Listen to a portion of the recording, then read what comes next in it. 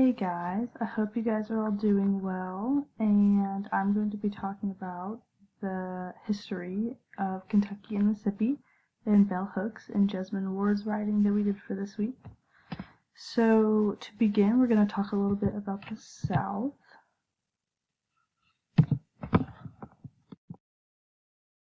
So these little infographics I thought were really helpful because both of the authors are really shaped by their experiences in the South.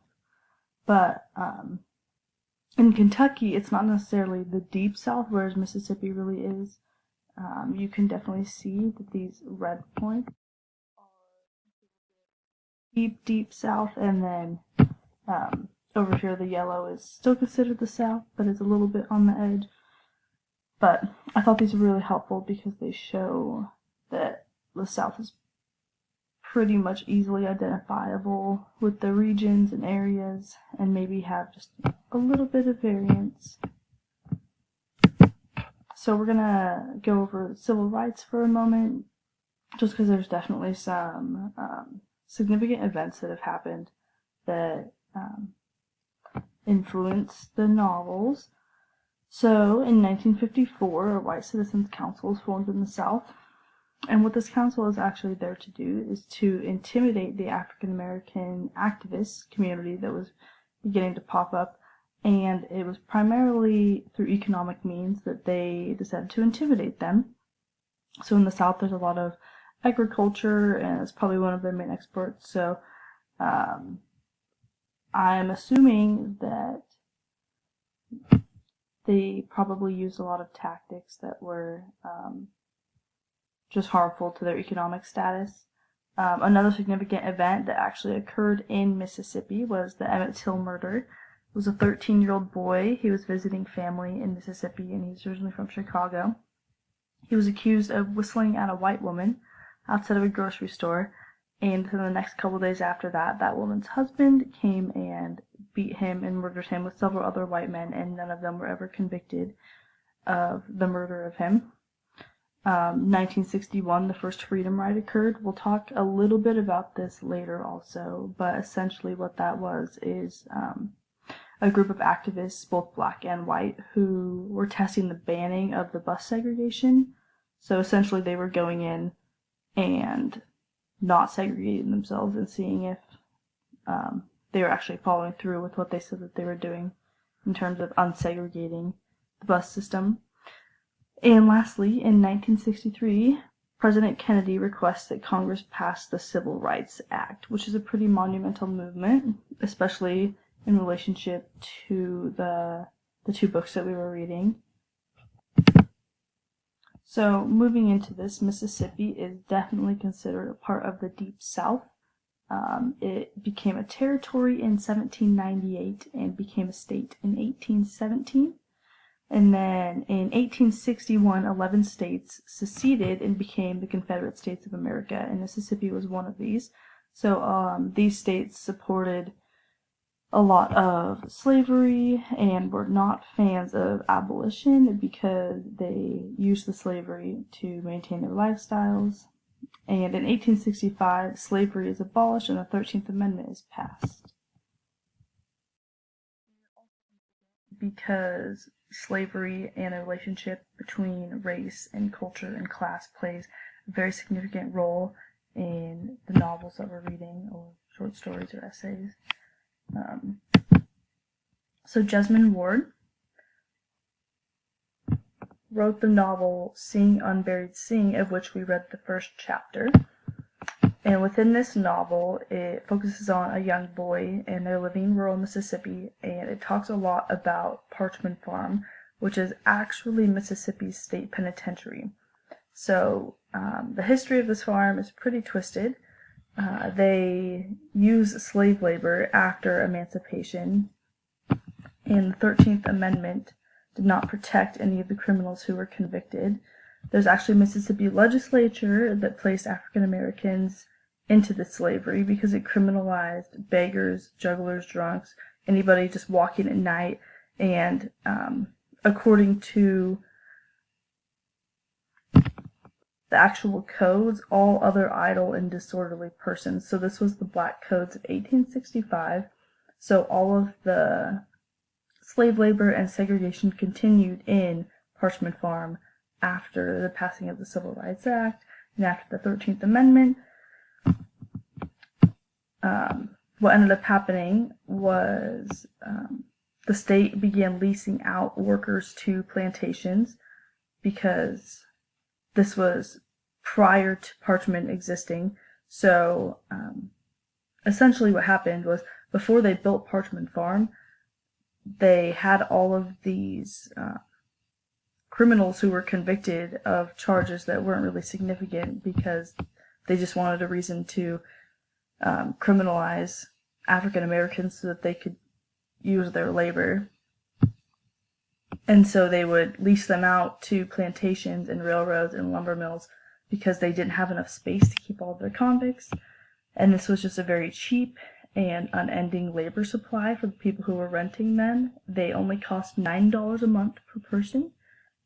And because of the low fees, they were treated very terribly. So if they died or were harmed in any way, they would just buy a different person the next month, and it was actually ended up being likely cheaper than slave labor, and they were also treated worse in some situations.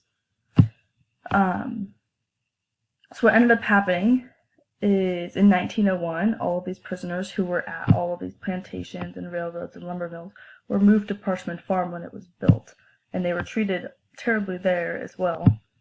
But what ended up happening was, in 1964, there was a state prison reform bill, because during the Civil Rights Movement, some of the freedom riders, the black and white activists protesting the bus segregation from New York, were imprisoned, and they reported on the conditions within the state penitentiary. And it actually initiated a lot of reform and change, which was really great for the people there, because they were not being treated well at all. I thought this information was especially helpful, considering that Parchman Farm played such a significant role in the first chapter, but we as readers never really got a lot of information about what exactly it was and what went on there. And so it was a pretty twisted and messed up place, honestly. Moving on to Kentucky. So in 1792, Kentucky officially becomes a state. And in 1861, Kentucky proclaims neutrality in the Civil War. This is fairly significant because they never chose a side. A lot of people have debated whether or not Kentucky really should be considered a southern state, because it's not a part of the Deep South. And this is mostly in terms of the racial segregation and ideas of race and class boundaries, about whether or not it should be considered southern. In 1865, slavery is abolished and the 13th Amendment is passed, a significant event. And then in 1956, all the schools were integrated. So this means that segregation was ended in the public schools. And then another significant event that occurred in Kentucky, considering race, was in 1965. A woman named Alberta Jones was beaten and thrown into a river. This is significant because she was one of the first civil rights activists to begin protesting in Kentucky, and she was also Louisville's first black prosecutor. So Kentucky definitely doesn't seem to have as dark of a past as Mississippi in terms of issues with race and all of the histories of murder and violence, but they definitely still have some issues with racial segregation. So Bell Hooks, her writing definitely focused a lot on ideas of the urban versus rural divide, but the majority of her writing still focuses significantly on race and how this influences her, especially her ideas of how her desire for an urban life is shaped by the people that she's been around. One thing that she uses to describe Kentucky and the system that she lives under is the system of imperialist, white supremacist, capitalist patriarchy.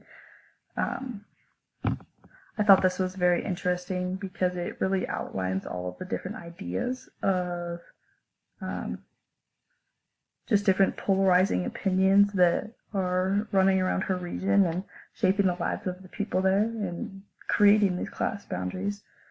Another significant idea that she shares within her first piece of writing, the first essay that we read, is that her life in the country is her first experience of a culture based on anarchy.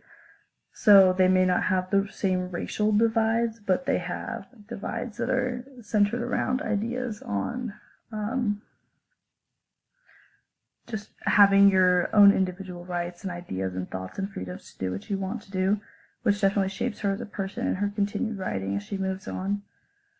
And the last significant thing that I was reading that stuck out to me is that Kentucky is one of the states in our nation known for its hard-headed refusal to embrace change. This refusal to promote change was most evident in the arena of race relations. I thought it was very intriguing how her experiences living in rural Kentucky compared to her experiences living in California and even urban Kentucky, and relative to other areas where they could be considered the Deep South, Kentucky doesn't have, or appears to not have, as much rampant racism. But as a Black woman, she has definitely experienced this and has firsthand experience trying to shape her identity in an area that is not willing to promote her relationships with the people around her because of her race. So I thought that was really interesting. Her state is definitely polarized by opinions of race, class, oppression, and exploitation of other people. And so these are just some of the historical backgrounds for the books that we're reading this week, and I thought that they definitely played a significant role and really added a lot to understanding of what we're going through in class right now. And yeah, so here is my works cited.